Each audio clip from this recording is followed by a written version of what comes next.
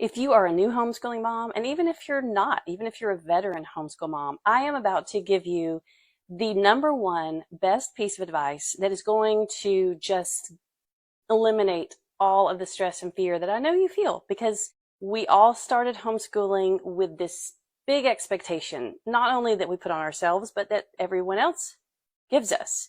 We came out of our own experience from probably public school or some form of schooling, 8 to 3 schooling. And we were so excited to be homeschooling. We just thought, hey, we're going to do what school does, but we're going to do it better.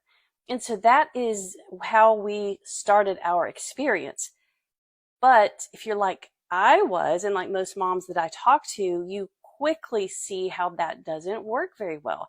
Now, before I go into the number one, and I'm going to get to it, the number one best tip, it's going to change your life. Like this, at the end of this video, you're going to be changed in such a good way.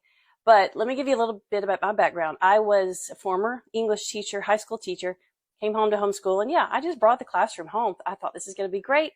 I'm going to do it better. Everybody's going to see how wonderful homeschooling is. And then it wasn't better. It was a disaster. And my kids weren't happy. I wasn't happy. But it took me a while to realize that homeschooling affords this opportunity to basically reevaluate our whole paradigm of what we think about education. And this is what I want to talk to you just briefly before I give you the tip. There are many ways to educate.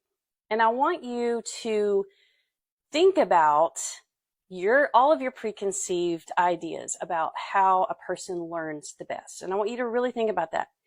But before you really get into homeschooling, if you are a new homeschooler or if you've been doing it for a while, maybe it's time you reevaluate. I want us to back up.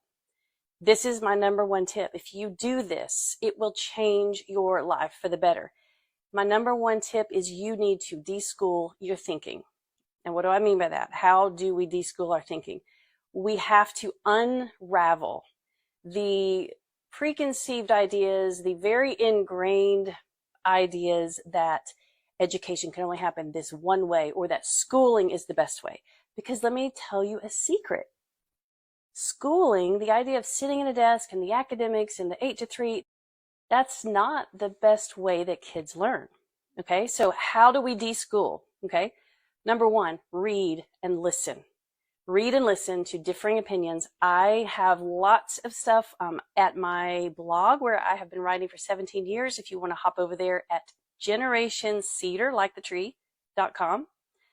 Also, a lot of what I've written, I've condensed from a guy that really profoundly impacted my thinking on education. He was a former high school teacher named John Taylor Gatto. He's an excellent guy to read. He's got several books. I highly recommend that. Or you can just read the condensed versions that I've written at my blog.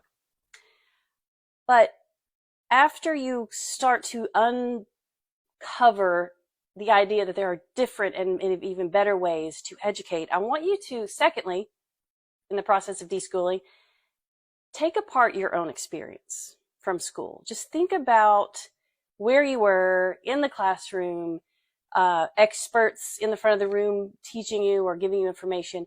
Did you really learn well that way? Is that really the best way? Did you really retain most of that information? I can speak personally for myself that I didn't, and I actually was a good student. I loved and enjoyed that kind of atmosphere, probably more than most kids do.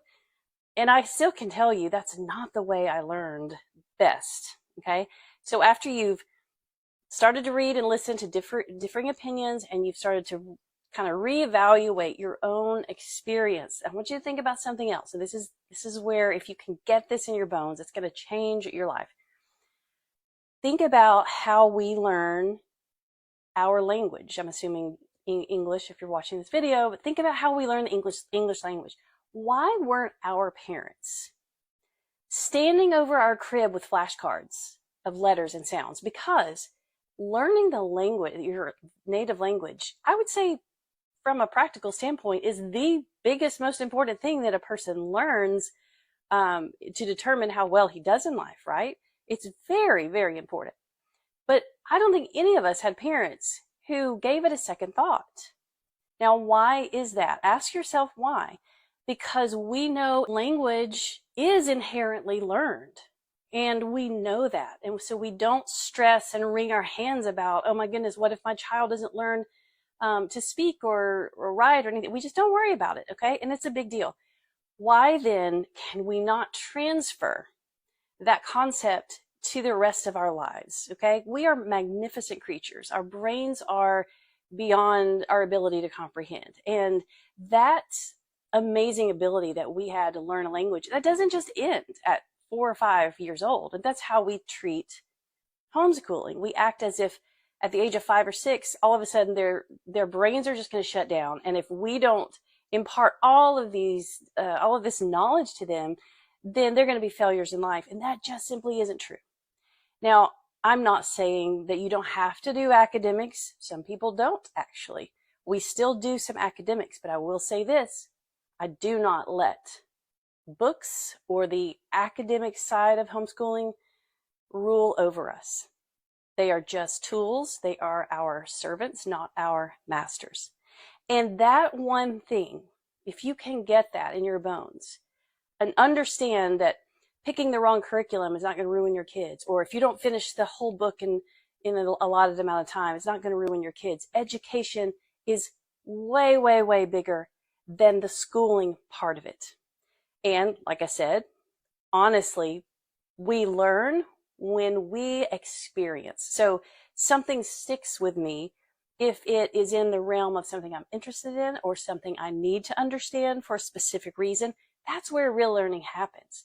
And there's a lot of that. We can just trust our kids, trust their own innate ability to learn what's important to them when the time comes. And if we can get that, then there's so much stress that is relieved, and we can go about our day and not feel like it's all on us, because it's not.